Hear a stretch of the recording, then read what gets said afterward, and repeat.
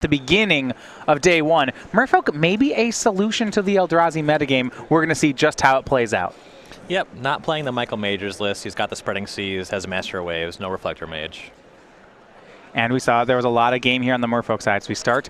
Aaron Reed, he'll be on the play, starts on a basic island. For Carpenter, no 2-mana land. It's just a Flooded Strand.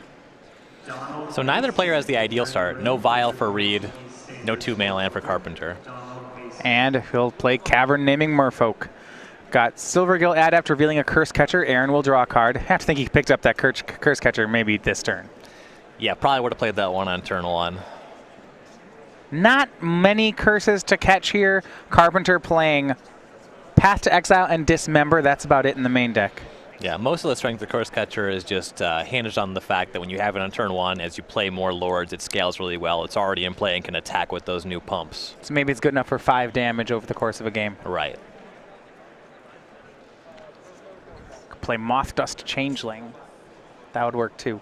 Go over to Bradley Carpenter. He will Dismember the Silvergill Adept. That's a lot of life to pay for that, but he wants to keep the board clean. Yeah, this is not the first time we've seen a Dismember on an Adept this weekend.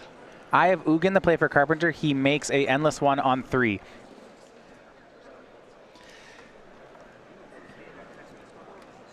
Yeah, with no Lord on turn 2, the 3/3 Endless One should be good for at least a couple turns here. And if you're watching here, Carpenter's on a mulligan to 4 right now. That's awkward. Yeah, it's a Lord of Atlantis from Aaron Reed. And I noticed that because he played the Endless One, I said, that's just 2 cards left in his hand. So, oh, geez. As soon as it's Endless One, it will be a Vapor Snag to put the Endless One back into Carpenter's hand. That's a tempo play that I wouldn't necessarily like if Carpenter had a bunch of cards in hand.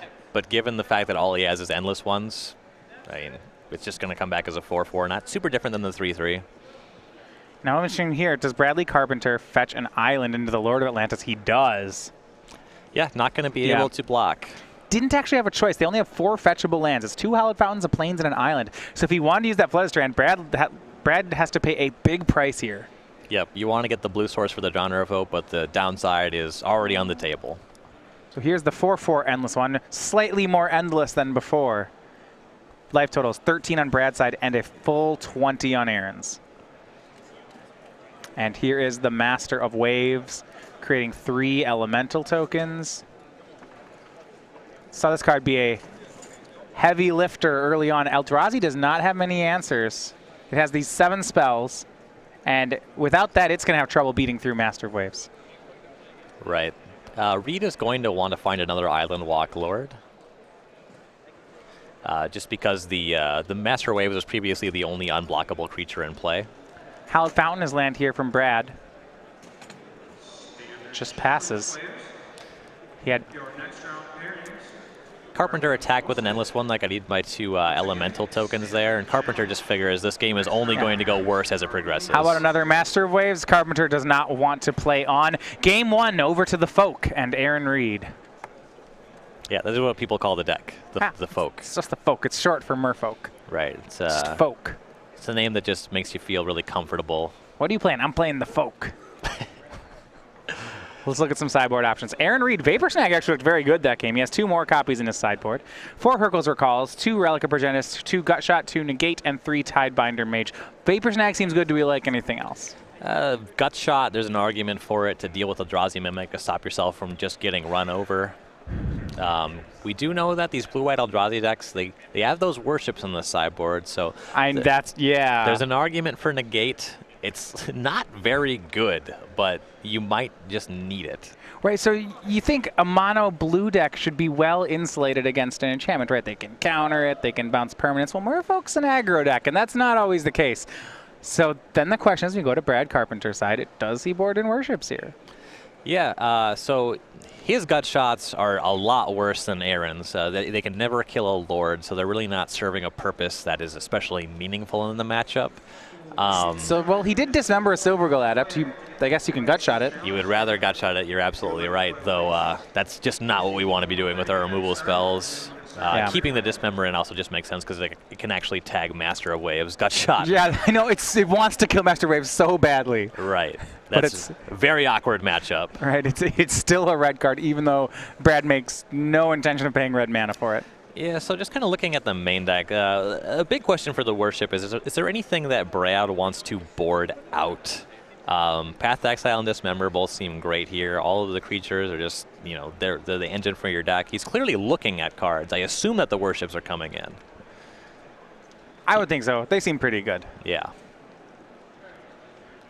Maybe trim some of your top end, possibly something like the Drowner of Hopes, or even just the Endless ones. They're kind of anemic. They're less impactful in the ability to just tap creatures with the Drowner or go off with the combo of Displacer and Drowner. One thing Brad will try to do is he'll try to sideboard some extra cards into his opening hand. Only 4 cards really got him down there. As they get ready for game 2, we're going to take a second turn and tell you about Star City Games Game Night. Promotion started over a year ago. What this is, if you haven't heard about it, is tournaments held all around the country at your local game store. They can make a night a StarCityGames.com game night. So what that means is you can get exclusive tokens and pins for whatever your weekly tournament is. Could be Standard, Modern, Commander, Pauper, Draft. Vintage.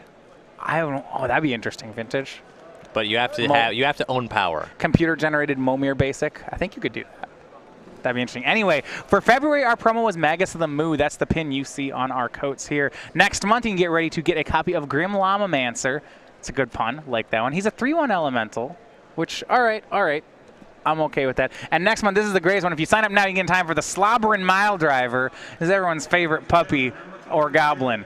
Get this one on tokens and pins for StarCityGames.com game night. That's my favorite kind of wordplay, are the huge reaches. Just when it's very obvious that somebody tried to put that together. You didn't just wake up and say, oh, Slobberin' Mile Driver, we could do that one. Somebody was like agonizing, scrunching their forehead, staring at a chalkboard, like, what do I do with these card names? And they came up with that after hours of drinking coffee and staring at that board. And like, then once you come up with it, you're like, this is a keeper. This is a keeper, everyone. We broke it. We got the Slobberin' Mile Driver. Roll out the printing press. Everyone looks at them like they're crazy because they haven't slept for 4 days and they're yelling Slobberin' Mile Driver. SCG takes our game night promos very seriously. It's just Brian Braun doing before, locked in a room coming up with puns. Locked in a room with a Keurig and endless supply of Doritos.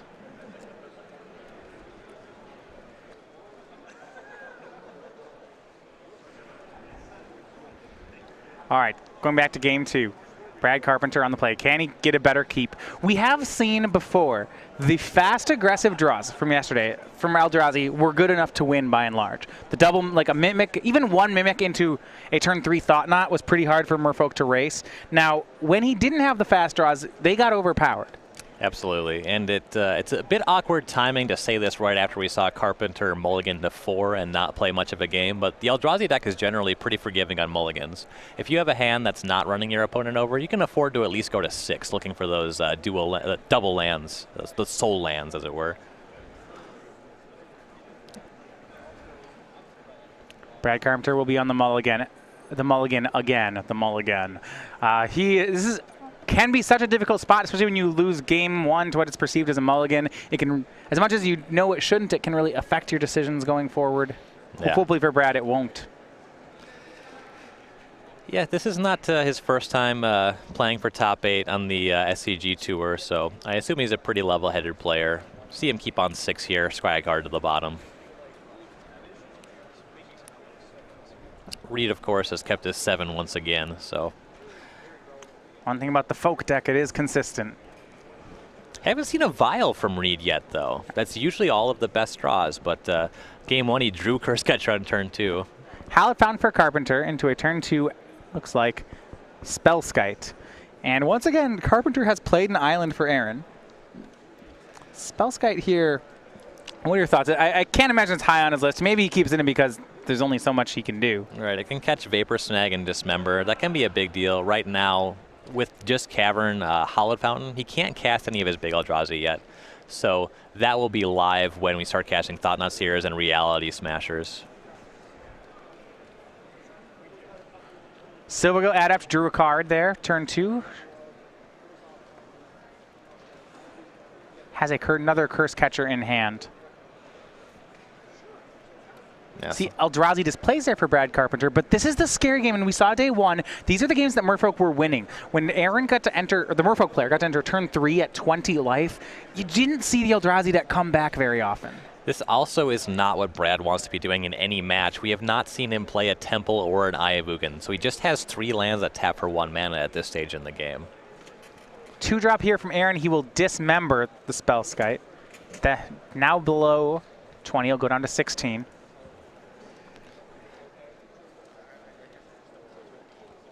Master of the Pearl Trident was the play.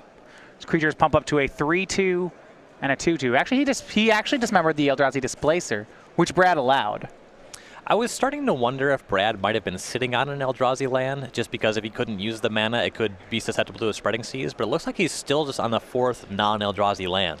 You said this before, the Eldrazi decks, the hands without Eldrazi lands in them are often unplayable. Yeah, and Brad went down to 6, but this might be one that I'd be pitching to 5. Lord of Atlantis for Aaron, and Brad, we mentioned before on turn 1, he helped Aaron out by playing an island. None of these creatures are blockable, and they're all bigger. Aaron will dismember. I'm a little confused on that one.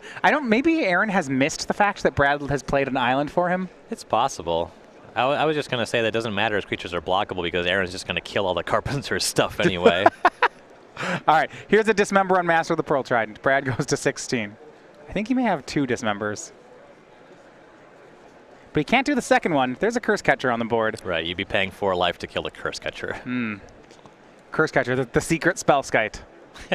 Brad goes down to 11. Plays a 5th land. This Eldrazi deck, when you have to play fair with your mana, it's less impressive, Ryan. You make a very compelling and interesting point. When you're in Reality Smashers on turn 5, not necessarily turn 4. Or you just have 5 lands that tap for 1 and just nothing to do with your mana. Harbinger of the Tides from Aaron Reed. He's going to bounce Eldrazi Mimic. This is a card that we've seen do a lot of work in the matchup. Another Curse Catcher from Reed, and now here's a swing. It looks like we're seeing that second dismember happen here, but it's going to cost 3 life because of the Chaos of Coelho, so that's something. I was going to say, I like that play. It's techie. I don't think it's going to win in the game, but good find. Not paying a life when he doesn't have to, so you know. Dismembers the Lord of Atlantis, so he'll only take 3 and 3 from himself, so 6 total. Yeah, that's a pretty bad turn. I mean, played it the way he needed to, but he just doesn't have any options here. These decks with great nut draws like Blue-White Eldrazi sometimes can mulligan out of games. Brad was unfortunate enough to have it happen twice in a game and have it happen when it hurt the most. I think this is a story of 2 different things happen. So Brad is obviously going to be upset that he had to mulligan to 4 and play a non-game in Game 1. And in Game 2, he's going to be wishing that he went to at least 5. Aaron Reed 2-0 defeats Brad Carpenter, and with that win, he will lock his spot in the top 8. The Folk notching a spot in the top 8. We have at least 3 non-Eldrazi decks now. Better than the Pro Tour. Yes. All right. The format is solved. We beat him. Well, to be fair, so